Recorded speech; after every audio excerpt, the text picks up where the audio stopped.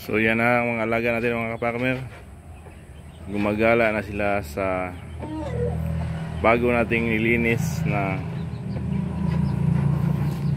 ranging area para sa ating mga native na manok. So ito na yung bagong area natin mga kaparmer, at hopefully dadami sila dito.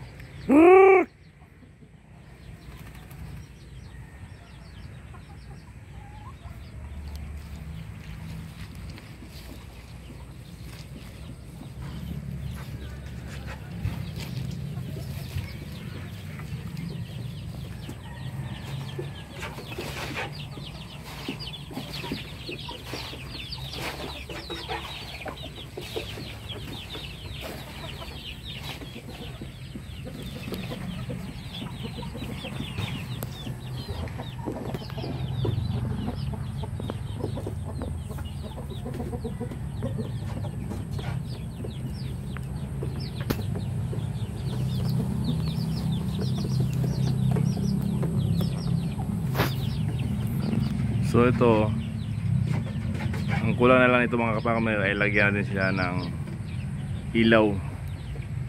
So kung kapira tayo, bibili tayo ng solar lamp, no?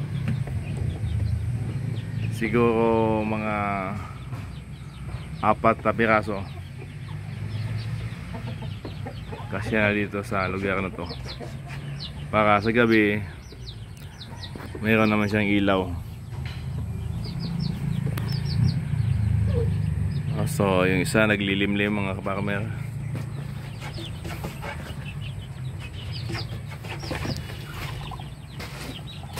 Ito yung anak nung Sussex White cross to Basilan. So sa white saka sa red, ang lumabas ay red. Anak na to siya nung anak ng Basilan at saka Sussex White. So ibig sabihin second generation na ito siya. So ito yung third generation ng mga sisiw nga pinakawala natin.